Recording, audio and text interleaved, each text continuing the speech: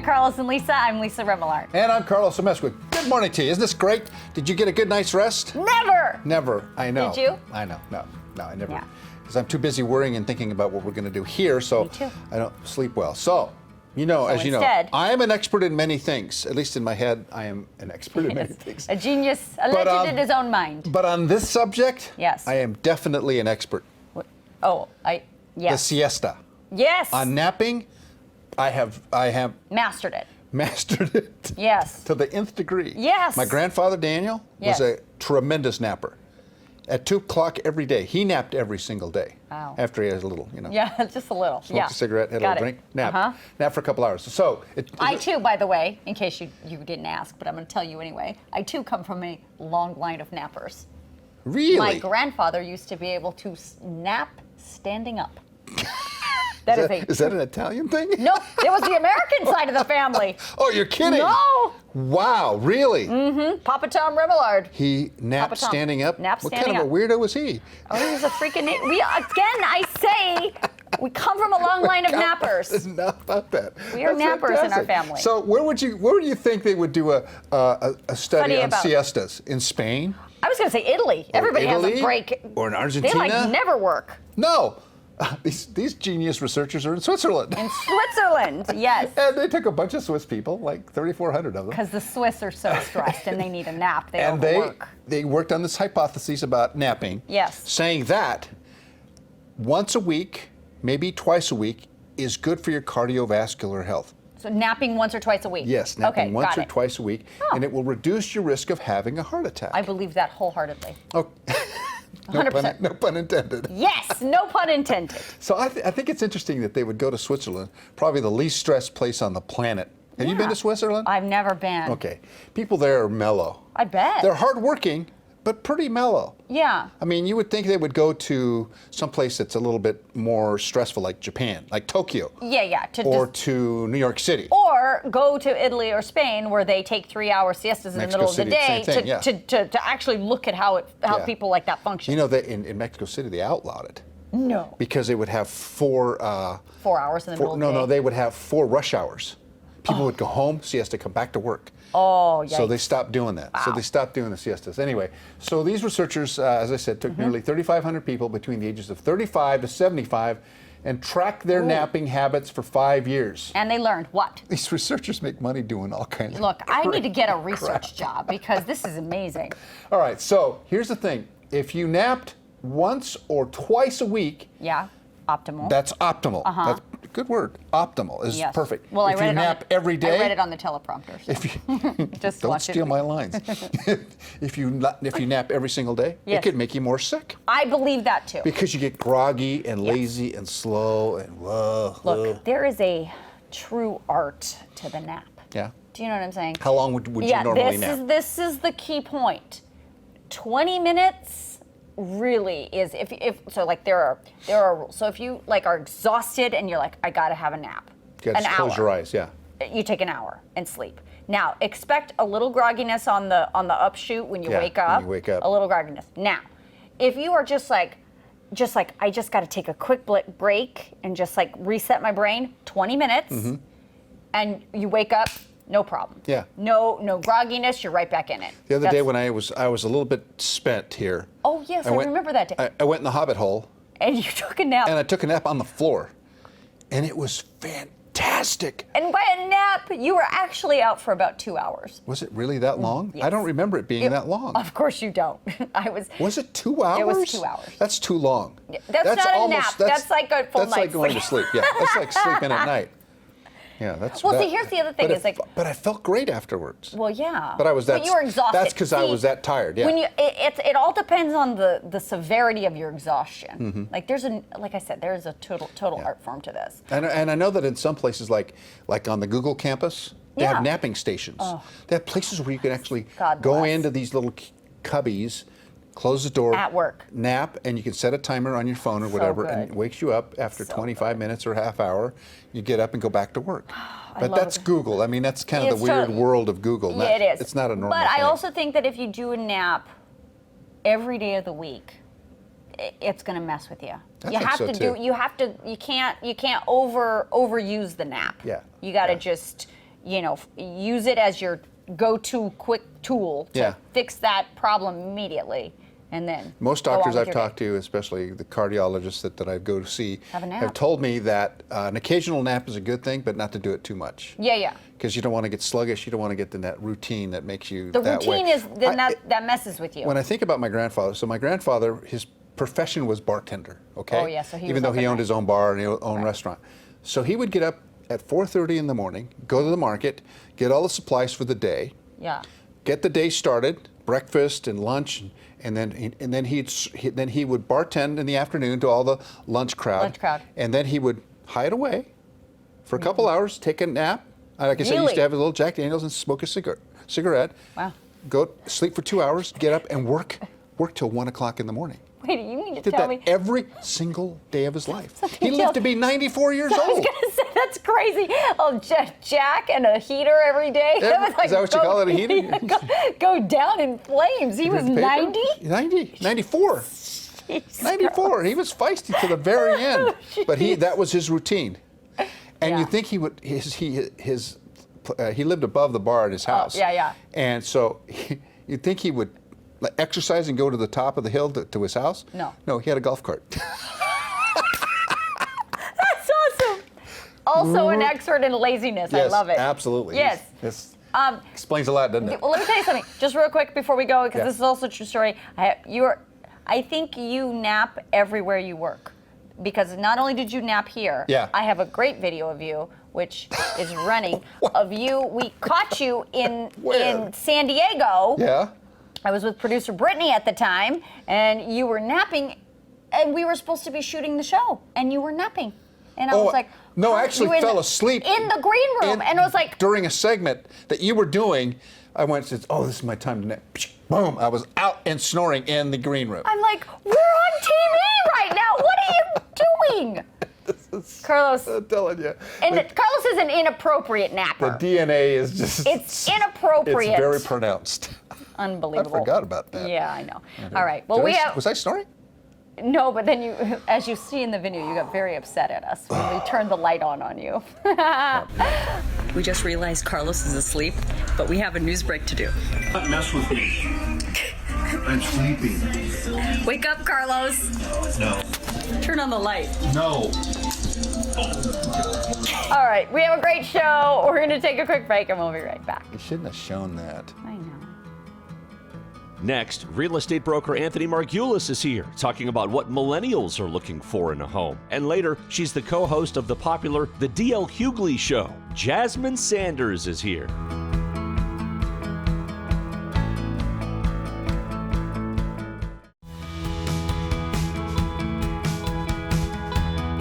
This portion of Carlos and Lisa is brought to you by Amalfi Estates. Millennials are entering the housing market with a different eye than former generations. Real estate expert and broker Anthony Marguleas of Amalfi Estates is here to tell us how that's changing the market. Anthony, nice to have you here. Hi, Carlos. Welcome to be here. Yeah, you know, the thing about the millennials, they're getting a bad rap on all kinds of fronts. They are. But real estate, this is for real now. We're playing with real money, some real planning for the future. How are they different than, say, our generation? Yeah, so millennials, typically, they're from 23 to 38 years old. And what we found is they have a reputation of not owning material possessions. They're the Uber generation. They typically don't own as many cars. They typically may feel a little uncomfortable about buying houses and having more permanence. But we are starting to see millennials starting to buy properties. And they have a different way they buy properties. Yeah. I assume that technology is a big part of their life, and that they're using technology to buy houses. Yes, it's a huge part. Yeah. Mobile devices, they're going on there. Streaming video is really important to them. They really like open floor plans in the homes. So we really are shying away from the formal dining rooms, formal living rooms. They're trying to just have, it's almost a transitional style of home. So we see a lot more contemporary style of homes mixing with other styles. All right, so the California market, let's just take LA for example. Really the boom came after the war. So a lot of these houses that are on the market, I would say a starter home would be mid-century modern. Correct. In the 50s and 60s. I mean, that doesn't sound like a 50s or 60s house. No, they try and open it up a lot. So and they remodel. They remodel it, yeah. So a mid-century modern home, almost think Palm Springs. Very, very popular style. So they can open it up, they make it more contemporary, they can put glass, frosted glass on the garage door, they can just give it polished concrete floors, they can take out the carpet, and they can do little things to make it more their style. But mid-century modern is very popular. That's really interesting. What about interaction with an agent? It seems to me that the technology that they have almost circumvents an agent. Is that a scary thing for you? You know, I don't look at it as scary. Our role as real estate agents, it used to be we would find the property for the client. Right. And with the internet in the last 10 years, our role is not finding them the property. Many times, the client will find the property first, online, because they have access to the exact same data we do. The hard part is actually getting it in escrow, negotiating it, and keeping it in escrow, knowing what inspections to do, and having that knowledge. Because half the battle is getting it in escrow, and the rest is keeping it. That's really interesting. So the financial aspects of this are still really, really important on the agent side. Very much so. Yeah, Yeah. because they're focused on what's it look like, what's it going to provide me, the roof over my head, what's it look like. So you said they're also not buying cars. So is a garage even important to them? That's a really good point. We're actually seeing developers now building homes without garages. Really? Without garages. Oh my gosh. And they just passed with the accessory dwelling unit, the ADU. In the back? They're allowing not having 2-car garages anymore. It used to be a City of LA requirement. You have to have 2 covered parking spots side by side. Right. And now they're getting rid of that because they know with how expensive it is and affordability that they're getting rid of that so people can actually convert their garages to ADUs. And they know that new construction, they're not always putting garages there because we have public transit, we have the expo line, things like that. That's heresy to me. No garages. I gotta have a Where's place the man for my cave, car. Right? Where am I going to put all my junk if it's not in the garage? So, all right. So the financial part is really interesting to me. But so what this is telling me is that as millennials are maturing and getting married, is that when they're looking for houses, or are they doing it on their own? You know, it's very expensive right now. So they definitely are getting a lot of parents' help with the down payment. So California real estate's pretty darn expensive right now. They are getting help from their parents, and they're just a little more hesitant about buying homes, but they still are buying homes. Okay, so not much has changed because I helped my kids with their first home, and my dad didn't help me with my first home. Had to do it on my own. Well, you're a nicer dad. Maybe, well, I'm a right? boomer, but it's a lot. Things have changed so much.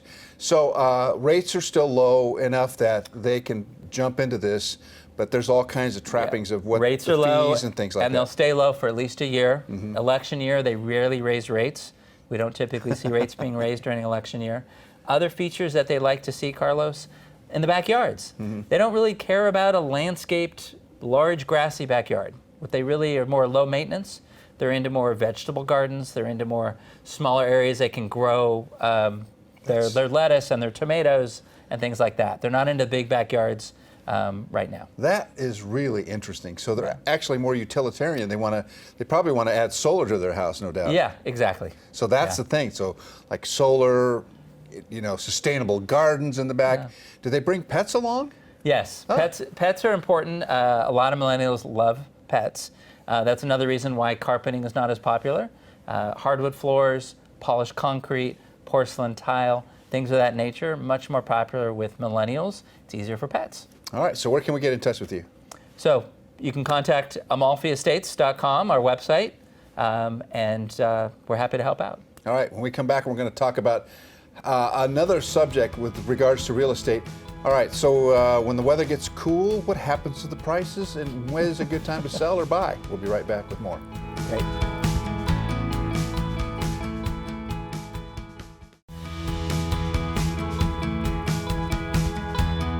This portion of Carlos and Lisa is brought to you by Amalfi Estates.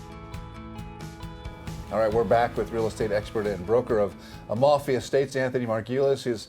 We're going to talk a little bit more. We just talked about millennials and millennial agents. Do you have it in your office?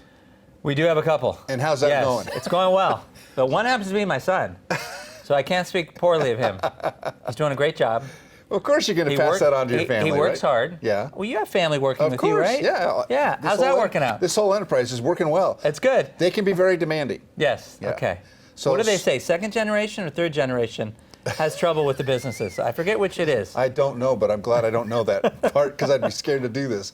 The truth is that there is a generational thing that's helpful when you're dealing with the public. If some people like female real estate agents and some people like male real estate agents, it all depends on what your comfort level is and what your expertise is, right? So I assume that takes into millennials. Exactly. Yeah. It's all about building rapport, Right. Carlos. So you really want to feel comfortable with that person and connect with them. Yeah. So, in fact, my millennial son was telling me the other day that he was reviewing my Facebook page, and he said something to the effect of, "This is old people Facebook." And I go, "What do you mean?" And he said, "Well, old people post different things than millennials." Right. And I had never heard that before. That's really So that was a good example of how he sees something and maybe you don't see. Exactly. Yeah. It happens to me every day. So I sit here with Lisa all the time. So believe me, she sees things that I don't even know what's going on. All right, let's talk about selling when the weather changes. And we think of buying and selling in the summer when people are mobile and they're moving from job changes and kids are out of school. So what happens? Does it actually slow down? Do you see a slowdown? It's interesting. So there's a lot of people think that wintertime, take your property off the market, put it back on in January, February, or even in springtime, because springtime tends to be the best selling season. There tends to be a lot more properties on the market in the spring, so you have a lot more competition. So we let our clients know it may not be a bad idea to keep your property on the market. Over the holidays, there'll be less competition, and the serious buyers are out now, Carlos. The ones who say, "I want to buy a property by the end of the year." They will be out now looking. When we get a few days of rain and you know someone's coming to an open house, they're going to be serious. Yeah. So. Are there tax consequences? Do they take that into consideration? We don't see it as much, the tax consequences. I mean, they took away a lot of the tax consequences with true. property tax deductions, changing the mortgage loan deduction from $1 million to $750,000. So the actual deductions have lowered. But we do see some very serious buyers at the end of the year. Now, you and I have toured a couple of really fancy, very, very high-end, beautiful estates. Yes. And I would think that in the wintertime, when the weather gets a little bit weird, you would not want a bunch of people walking through houses like that. That's true. So, yeah. so well, I mean, as a seller, I'd be really worried about that. Yeah, our weather's not as bad as back east, right? Yeah, of course. And we have pretty good weather here, so. We don't want to have an open house if it's raining, that's for sure. And we want to be, a lot of the higher end homes, we're going to do private showings for the most part. So. Does the negotiations change by season, or is it the same game? It's pretty similar. Yeah? Yeah, it's definitely pretty similar. We found people are relocating for, the main reasons. It's going to be a job relocation. That can be any time of the year. It can be a divorce. That's not affected by the seasons. It can be someone downsizing. It can be someone passing away. That happens all the time. It's not typically for a certain time of the year. You're going to be a football player being traded? That's right, exactly. Football, baseball, basketball. The athletes do move all year round, right? They move quite a bit. Yeah. So you see that. It's interesting, the transition. But and a corporate move is really interesting. How does a corporate buyer, how is he different from another buyer that is buying for himself and not having the corporate backup? The nice thing about a corporate buyer is, and any motivated buyer, is they're different than someone just who's looking and waiting. Because right now there's less urgency in the market. People are realizing the market's softer. We're seeing property values have definitely softened, and the higher price ranges. The entry level is still pretty active right now. So the entry level buyers are still getting out there. Interest rates are still really low right now. But what we're seeing is there's less motivation for a buyer to jump in right now. We're going into a volatile election year. We've seen a drop in property values of anywhere from 5 to 10%, depending where in Los Angeles you are. That's significant. So, and we don't think that's going to slow down much over the next year, given the volatile election year. Yeah, still people are moving to LA in record numbers. They're building apartment complexes, condo complexes, homes. It's still booming here. So, Definitely. Yeah. Even though it's soft, huh? We have a lot of industries here that are supporting our economy. All right, where can we get a hold of you again? I know I mentioned it last segment, but let's do it again. Our website is amalfiestates.com. That's AMALFIESTATES.com. Good guy, Anthony Marguleas. Thanks so much for being here with us. Thanks, Carlos. And we'll talk some more. I appreciate it. All right. Still ahead, what does financial infidelity mean? Are you guilty of it? We're talking about it next. And later, Jasmine Sanders is Lisa's new best friend and taking on Carlos in our interview.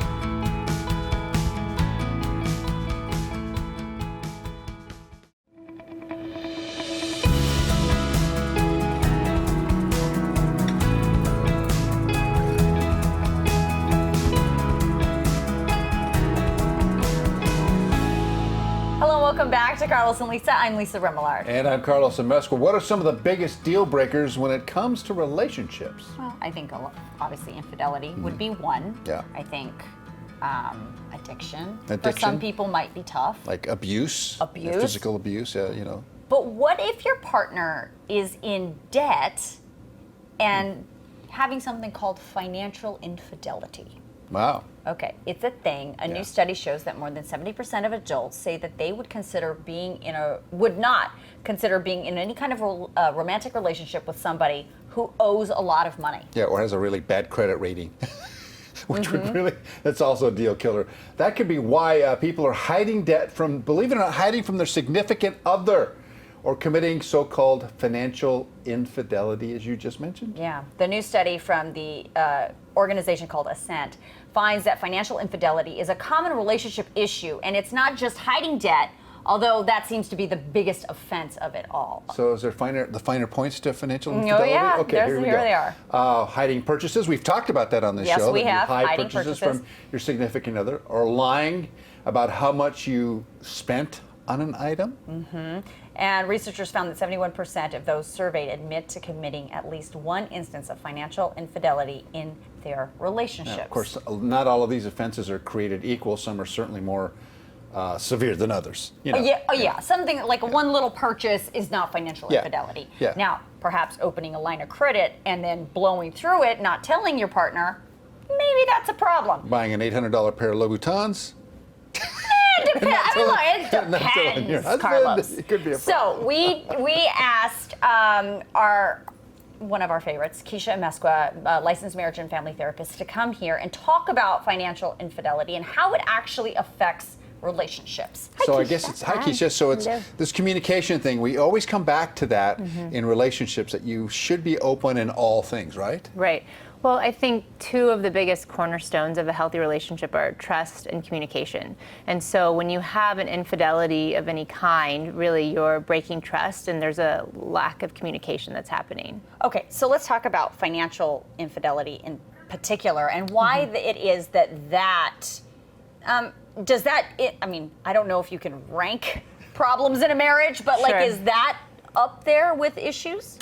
I would think so, because really when we think about finances, that's one of the top three things that people experience the most anxiety and stress about. So it's a really emotional issue for people. So when they feel like there's a lack of trust or communication that's happening around finances, that's going to increase anxiety and then increase the stress that's occurring in the relationship. All right, so I have some personal experience with this, and I don't mind sharing this because we all go through problems in our lives. When I was in counseling, and my ex-wife and I were going through our issues, one of the things she said is, I hate when he goes out and buys a car and doesn't tell me. And I actually used to do that. And I did that 3 times. Carlos. Okay. It's really bad. That's clearly financial infidelity, or is it just obstinance and a problem for me? I finally recognized it and I said, I'm so sorry I did that. I didn't realize how it affected you. But clearly it was family money and I was buying my cars. Right. I think that's kind of one of the points about, is it infidelity or I'm just buying something that's an indulgent purchase? Is this going to impact our family finances? Is this going to have a significant change in how much money we have because it's a large purchase like a car or a home or something like that? And it's just clear arrogance on my part. In that situation, you just realize you're just being selfish. And I think selfishness is a big part of this. I think it can be. I think it depends on what is the person using the spending habits for. Is it some sort of addiction, like you alluded to earlier, or is it because they are feeling like it's theirs and they're really not wanting to be in a partnership? I mean, you have to kind of get to what's the root of the issue. Because it's not just gambling, or it's not the cars. There's some root issue that is causing this behavior. Is that the way I understand it? Definitely. Okay. So also in this study of financial infidelity, they were talking about warning signs, things that might, because oftentimes the other partner has no idea this is going on. Sure. So things like you find a credit card statement for a card that you know nothing about, or you're removed from a joint checking account or credit card, or cash has gone missing, or a partner becomes paranoid about the mail. If any of that starts happening and you're the other person that is not on the not doing the spending, how do you even broach the subject without it turning into a defense and I'm fine? Right. You know, how do you do that? I think you have to start with just having a calm conversation about finances, not starting with accusing the other person, because that's going to automatically put them on the defense. So you want to just say, let's sit down and kind of do an analysis of our finances, and you have to be willing yourself to be very open and honest about your own finances. But what if the other person is at that point not forthcoming? And like you're sitting down and you're having an open conversation, you think, even though you've seen this credit card that you know nothing about, and they're still, because oftentimes they're hiding it and they're going to lie to your face again. And if that happens, I think you have to bring in the evidence that you have, show them what you're talking about. Again, try to remain composed so that it doesn't become a heated thing. And then when you need to, seek counseling to get that third party to be that supportive person who can offer an objective point of view. So admitting that you have a problem in that regard is a real problem, especially for, I have friends who have gambling issues. And they hide the gambling problem from their significant other, and it becomes it eventually breaks up. I mean, a couple of my friends have gotten divorced over that very thing. So how is it that somebody who does that, do they have to recognize it and change? Is it possible to change? As a therapist, I have to believe it's always possible for someone to change, or I can't do my job. But I think it's what we're talking about is shame. You know, it becomes a very shameful thing that I've mismanaged my money, or I've been dishonest, or now I'm being called out on something that I, didn't want anyone to know about. And so when we're dealing with shame, we have to tread lightly with someone. We have to really make sure we're creating a safe space for someone to know, look, I love you. I want to work through this. What do you need to be able to talk about this? What if the finances are so far gone that like you don't, now the money's going to be like, well, how do we pay our house payment next month, or how do we pay our rent next month? What if it's like that dire and you just find out? I feel like a lot of people would get there. I think definitely you're going to need some support in that case. It's going to be too much. That's too overwhelming to manage on your own. I think if you have some questions or concerns that's happening, start to maybe put some money aside and for yourself as a rainy day fund to keep yourself safe. But I think everybody has their own rules and deal breakers in relationship, as you were talking about, and you have to decide what yours are and how willing you are to stay. All right. Keisha, thank you so much for your perspective on Life this. lessons. And believe me, I've learned mine. No more cars. It's tough. No more cars. Yeah. Okay. Are you sure? You're done with cars. Okay. We'll be right back. Next, Jasmine Sanders is telling us what makes her chemistry with D.L. Hughley work on their show.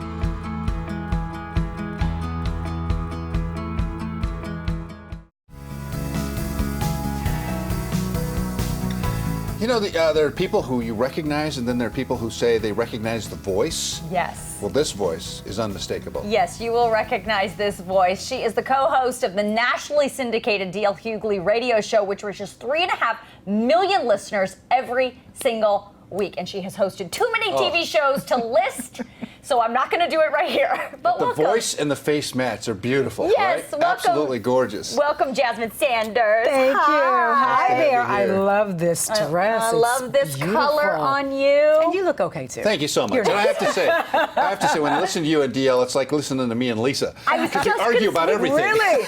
Listen, most people don't know, and I'm sure you totally get it. It's a great relationship. It's all fun and games, but we do argue quite a bit. A lot. You are singing my tune, girl. All the time. Look. I don't know anything about that. Yeah. Good answer. Doesn't that make that's what makes a show work. It's what makes it run. You can't have two people sitting out there agreeing on everything. The other thing to remember is it's a lot like a relationship. You know, me and DL call each other, we're like husband and wife at work. So all of the things that you would think we would argue about, we do. Why do you have this shirt on? Look at the shirt I have on. Don't wear the same clothes as me. Or even if it's about social issues or about entertainment, we have different opinions, and I'm not afraid to express my opinion, and I can tell you're not. No. And sometimes it is counter to what he might say. I have to disagree with you. I would never say to my wife what I say to this woman. Which is why you are still breathing. Yes. That's why you are allowed to be here. Yes, no way. No bones that about stuff it. would come out of my mouth ever, right? Yes, correct. So tell me about how it started, like how you got into this. And you know, I understand because I was reading up on you, and you were saying how originally you didn't fit the mold of what radio people were then. You didn't sound the way radio people sounded. And I understand that, so tell me how you were able to push through. So when I first started, it was really popular, and I guess what everybody wanted was someone with a very light, airy voice. Well, as you can hear, I don't have that. So for a number of years, I tried to get rid of the bass in my voice and talk high, and I developed polyps. And I thought, wow. And so the doctor was like, why are you talking like that in the first place? And I was like, well, I want to keep my job. And then the more I thought about it, I was like, I should just be exactly who I was born to be. So I laugh loud, I have a husky voice, and I have a big personality. It is who it is, and either you accept it or you don't. And the more I stepped into who I really am, the more job opportunities came my way, the more just everything in my career it just got big. And I thought, wow, imagine had I stuck to what other people wanted me to be as opposed to being what I was born to be. And I think nowadays everybody talks a bit about the authentic voice. Yeah. That if you're authentic and don't put on any airs and don't try to be somebody who you're not, all of that sort of plays into what you're talking about. It's true, but it takes a lot of courage to do it because there are so many people out there who want to tell you who you should be and what you ought to look like and how you ought to act. But at the end of the day, you've got one life. It is yours. You should make every decision specifically for you and what makes you happy, as long as it doesn't cause harm to other people. But it's all about making sure that at the end of your life, at the end of your journey, you can say, I was authentically myself every single day that I had the opportunity to be. I want to talk about the show. Yes. The radio show, because like I said, it reaches 3.5 million people every week, which is an astounding number. What is it? I mean, I know what it is, but what do you think it is about that show that really pulls people in? Is it the current topics? Is it the clashing between you and DL? What is it about that show, do you think? Well, I think the clashing between me and DL is like the icing on the cake. But I really believe it is the substance of the show. There are a lot of things that are going on in the world today, just in terms of families, in terms of the political climate. And unfortunately, a lot of people are not plugged in all the time, because if you think about it, some of these things you don't want to talk about, you don't want to face. So we like to liken it as when you were small and your mother gave you medicine that you knew you needed to make you feel better, but it didn't taste so good. So we give you the stuff that doesn't taste so good, but we add humor to it so it goes down a little easier. Yes. We know So I think that's why people gravitate towards us, because we tackle those heavy issues and those things that are really close to our hearts and important, but not always easy to discuss in company of others or even to yourself. Yeah. I have one final question for you. Who prepares more, you or DL? Oh, stop it. I do. Yes, girl. What is it? I do. Are you kidding me? Why is that? Why do we we're let smarter? Because we rely on our legend status.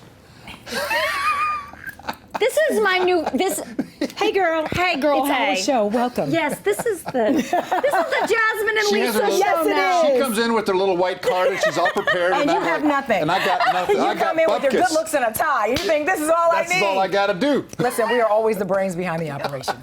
Oh my gosh. Did I say that out loud? Can you please come here every day, please? As long as there's a check involved. Jasmine, Thank you, Jasmine. You are a delight. Thank you for being here. Congratulations Thank you so much. on the I appreciate it. success. Thank you. I appreciate it so Continued much. success, and come on back. No problem. Anytime. You let me know if you need me. Yes, I'm girl. always I here. will. I will Me and put you together against him. I will put you on speed dial. I know what DL's going to say to me. You're on your own, boy. You're not going to help me at all, because I wouldn't help him either. So there you go. That's brotherhood. Yes. We'll be right back. Still ahead, the Fab Mom is here to keep us from overscheduling our kids.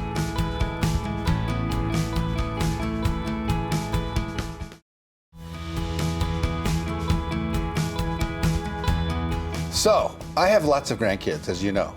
And some of their mommies are crazy busy with their kids. Like schedulers. Like, I don't understand why they have to do so much stuff. Always. All the time. Always. Every single day. Scheduled 11, 11:15, 11:30, 11:45. Like, what is the deal For their with that? kids. What is going on there? I don't know. So we asked our friend, the Fab Mom, Jill Simonian, to come and talk about overscheduling children. Hi, Jill. This is a thing, right? Like this It's is a a new thing. thing. Why are moms scheduling these kids and dads scheduling kids like so much, so many activities on top of school, on top of daycare, on top of the family stuff. Why? Everybody's on top of everybody. I listen, I don't want anyone to think I'm smack talking here because I'm guilty of this too.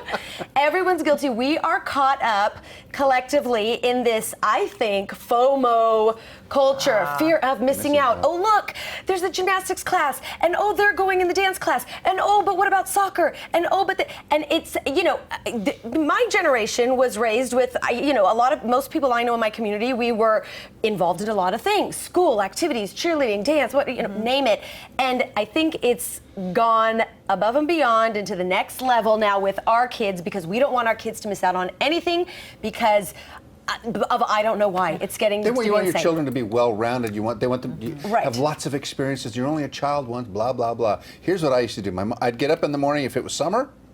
The screen door would slam behind me, and my parents wouldn't see me till it was dark. Well, and that was us. We would go bike riding around the neighborhood. Yeah, exactly. Just hang out with your friends. It's getting to be now. You know, not to take this to a whole other level, but with a lot of teens, we're saying teens today are more stressed, more anxious, more depressed, and a lot of therapists and psychologists are saying it's because when these kids are really little, they've been pushed, and they haven't had downtime to play, because that playtime and that downtime of just sort of being bored, so to speak, is what allows our brains to refresh, recuperate. We learn our coping skills in those downtimes, and that's what makes me nervous the most when it comes to kids not having downtime. That makes so much sense. I mean, I see my niece and nephews, and I love them to death, and they are brilliant, smart, funny little kids, but they are always,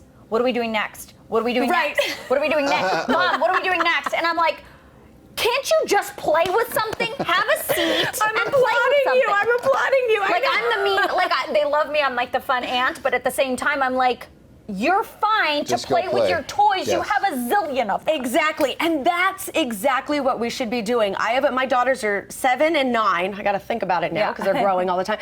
7 and 9, and I have a rule right now according to their ages, and it's just something that I made up based on different research I've read.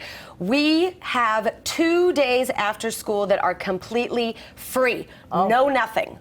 Technically 3 days if you count Fridays. But, you know, Mondays we have piano and dance, and then Thursdays they have more dance, and that's their activity, and they love it, and I want them to excel and do all those wonderful things. But Tuesdays and Wednesdays, nothing. You come home, I let them watch a couple episodes of what they want on TV, but then they play.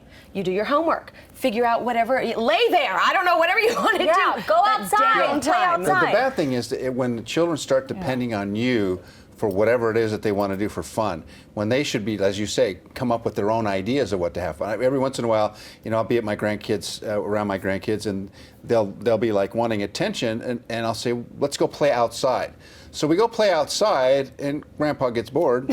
I come back in the house to watch whatever TV or talk with my children, and the grandkids are outside playing. It's like they don't realize that Grandpa's gone. They're having too much fun. Exactly. And that's what so many experts are saying that our kids need more of. So it's like, what I've tried to do is I've set these rules for myself, and it's hard because sometimes I want to put them in the extra thing and their friends are doing it, but I have to draw the line. And even monetarily, I draw the line too, because the stuff adds up and it gets very expensive. Forget about that. We haven't even talked about the expense of all those that's a whole different level of this. But I have to ask though, because the kids will be like, well, Susie's in soccer and Susie's also in, you know, dance and ballet and all this. I want to be in that too. So it is not easy to say, no, you can't. Right? Correct. And what I say is, this is the phrase that I use for so many things, and now I hear my kids saying it sometimes, which tells me it's working.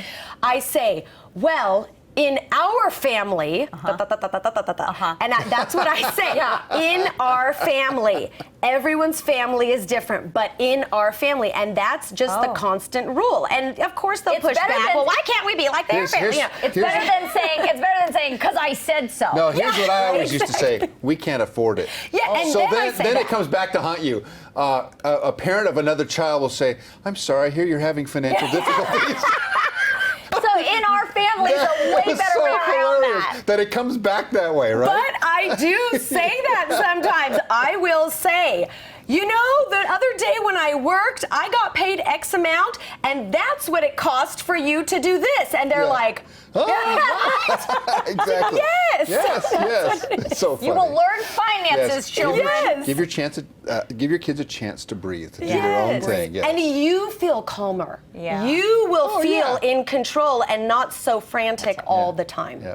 Great topic, great discussion. Jill, thank you for coming. Thank you. Really My appreciate kids it. turned out okay. In my family, Carlos, we need to go to break. Oh, Right now. go to break. We're going to break.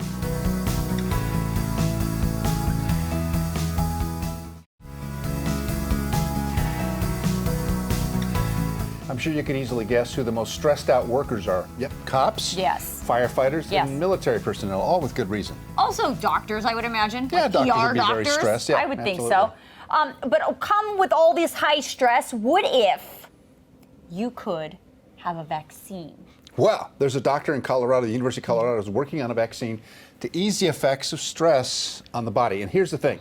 And I have my own little white card, but I don't need it because I'm reading off the prompter. Okay, tell me. It all starts with bacteria found in soil that protects plants from inflammation and allows them to thrive. Dr. Lisa Brenner, Well, she must be a genius. yes, Her name is Lisa. believes her experiment will transfer this natural process to reduce inflammation in humans. According to Dr. Brenner, the inflammation is part of a vicious circle related to stress, and a vaccine can be used to reduce stress. Okay, wait. So she's taken soil, What you're telling me is and that she's working on this vaccine, which is going to take about 10 years to develop. they're making a vaccine out of dust? It's out of very astute of you to come to that conclusion. Is that what it is? Yes, it's actually not the dirt itself, it's the dust particles that are mixed with air and dirt and all the things, the pollen and everything that's in the air, and there's a combination of that makes the vaccine. So she's working on, and she believes that that's the reason why plants don't get inflamed. There's no inflammation in the plants in her controlled and you're study. also telling me that plants are stressed? No, but they're not getting inflammation. And part of our bodies become stressed. When we get stressed, our bodies become Inflammation, of course. inflamed Yes, to of course. protect itself. We've learned that from Dr. Harari. So the reason why, so then the hypothesis then is that because they are able to use this said dust on plants to reduce inflammation, that perhaps said dust would also reduce inflammation in humans via a vaccine. She hasn't even tried it on rats yet.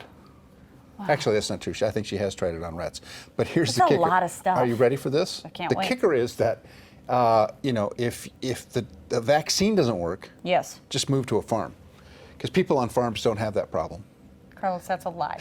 No, apparently. Farmers are the most stressed out people I know. Apparently, people who work outdoors and who are out in the dust and have dust on them have less inflammation than city dwellers. That's an interesting There you go. concept. So that's part of our hypothesis. I got so the much hypotenuse of the hypotheses. Thank you, Dr. Carlos Amezcua. That'll Farm do. dust. Yes, dust. Congratulations. So in 10 years, we'll all get vaccines with dust in it. I'm going to move to the farm. Okay, or that too. But right now, we have to leave. Okay. You can't move to the farm. Okay. We have a show to do tomorrow too. So that'll do it for us today. We will see you back here tomorrow, and you can watch us anytime on BeondTV. BeondTV. Thanks for being with us.